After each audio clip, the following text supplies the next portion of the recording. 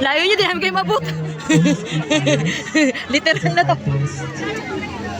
And I feel like maiksi pa siya.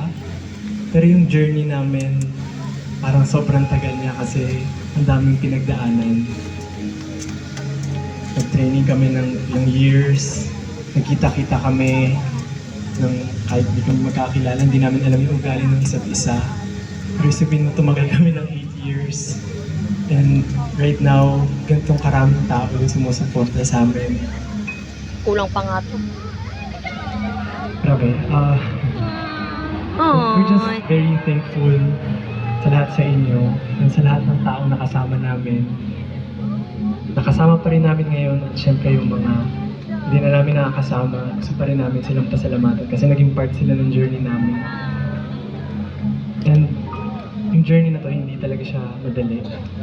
Karoon ng pandemic, karoon kami ng maraming problema. Wala kaming alam sa industry. But then, we were able to pull off yung ganito kalang show. So maraming salamat sa inyo, A-Team. Thank you so much. Kasi patuloy kayong sumusuporta. Kayo nagbibigay ng lakas sa amin. Talagang pamilya na rin namin kayo. Thank you na sa mga pamilya namin, syempre. But sa 8 years na yun, na napapaisip ako, parang may wakas ba talaga to? Matatapos ba talaga to? Kasi alam naman natin, ever since, hindi pa kami nagtatagal, alam namin na hindi permanent itong pinasok namin na industry. But 8 years is good year. Tagal na. So maraming salamat din. Mahal ko kayo.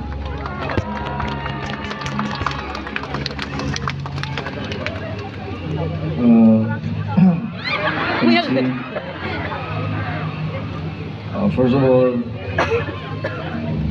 maraming salamat sa inyong lahat sa pag-intindi, sa sobrang haba ng pasensya ninyong lahat. Although madaming pinagdaanan, journey namin, 8 years na kami. Nandiyan pa rin kayo para sumuporta sa amin. Kaya mo kahit may baby ka, baby honest, kita. kinakabahan ako sa concept na to kasi, you know, akala ko nagsawa na kayo sa amin, but then, you know, when I was backstage, I kept on asking my, you know, yung staff namin, kumusta yung mga tao, madami na ba, you know, tinatanong ko lang ganun. Then I'm so happy while pumunta kami dun sa C-stage. Ang dami talaga nung nasa likod. Siyempre, ano ni, nag-ano ni. Unbelievable. And definitely, hindi ko talaga makakalimutan itong araw na ito. Maraming salamat sa inyo. Mahal namin kayo.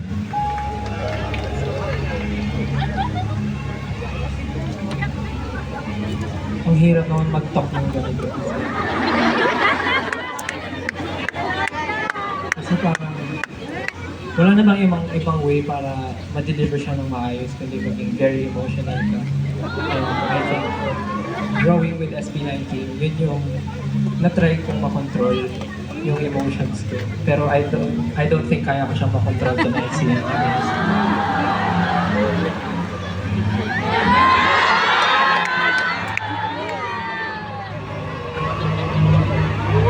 Tulad nga ng sabi nila, sobrang tagal na ng SB19. And every time na may concert kami, lagi lang pumapasok sa isip ko. Hanggang kailan kaya namin na-experience yung ganito? Mamaya.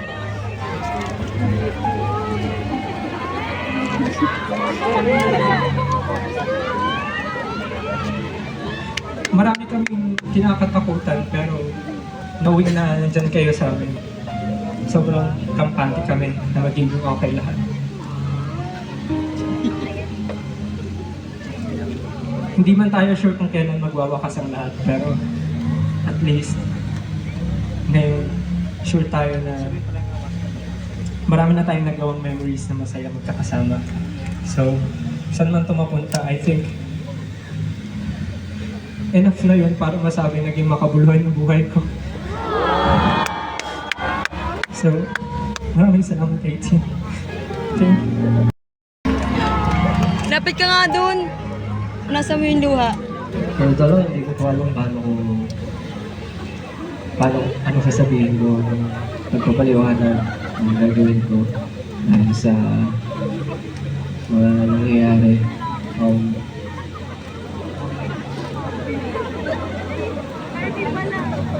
Siguro, gusto ko na po sabihin na kayo siguro yung nagsilbing guide din namin. So yung nanliligaw kami ng landas at hindi namin alam kung tama ba yung tinatahak namin. Bumabalik pa rin kami. Hindi ako Sa isang iiyak. badbit kami, Iyak na lumalakad lang ako pag totoo na talaga. para saan ba talaga kami. Diba? Nagpapakapursige. Pero, oo, para sa'yo. Para sa'yo. Pero gusto ko lang po talaga, ayoko po kasing maging emotional na gano'n. Gusto ko lang po talaga magpasalamat sa inyo. Alam niyo po yung pakiramdam na minsan na nasa loop ka. Minsan ang hirap magkaroon ulit ng pakiramdam dahil sobrang focus ka po sa ginagawa ko. Madalas nangyayari sa akin yun na akala ko namamatayan na rin ako ng passion. Pero together with these guys, na araw-araw ko po nakikita kung gano'n sila kaporsigido para abutin yung mga pangarap natin. Parang ayoko po talaga magawa kasi ito. Kaya sana, kahit ano pong mangyari, huwag niyo kami makakalimutan.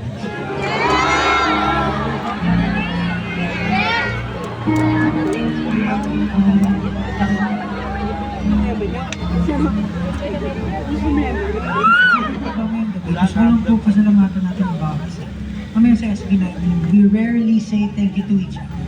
Bihira po, talagang nakafocus lang kami sa kung ano gusto namin mangyari. Even yung mga tao sa paligid namin, minsan nakakaligtaan na namin pasalamatan. Pero sa totoo lang, nag-umpisa sa pangarap namin. Pero hindi lang siya basta pangarap eh. Yung pangarap na salita parang kung iisipin mo, basta-basta siya. Pero it's a very powerful word. It's a very, very powerful thing. Na kapag nagsama-sama yung pangarap, ng bawat isa, yung passion, yung energy, yung hard work, talagang out of this world yung nabubuo. Kita nyo ngayon, no? Meron tayong ganito, meron tayong samahan na di matitibag. Originally, top trilogy lang yung gusto namin ilabas. Pero habang tinitingnan ko yung album, parang ang pangit tingnan na tutuldukan mo lang. Kasi pag sinabi mo tuldok, tapos na eh. Diba? And to be honest with you guys, nafe-feel ko rin yun sa amin kasi nga, sabi nga ni, sino ba yung nagsabi na tumatanda lang tayo? Tama naman po yun.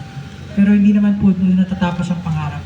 Hanggat nandyan po kayo na sumusuporta sa amin, yung mga tao na punong-puno ng passion na nandito, na bumubuo ng show para lang mabigyan kayo lahat ng napakagandang at mapagmamalaki ng Pinoy na show. Magpapatuloy po kami. Pero yun, nabuo namin yung onesie, yung pangarap, nanganganak, nagbubunga ng panibago. And hopefully, together, yung mga parap natin magsama-sama para maiangat natin yung industry. So, nagpapasalamat po ako sa inyo. Kahit ito na yung wakas, hindi pa po dito tayo nagwawakas. And as much as we don't want this to end, kaya nga po, dumating na tayo sa wakas. Para sa lahat ng sumama sa amin, mula simula, para sa ating lahat.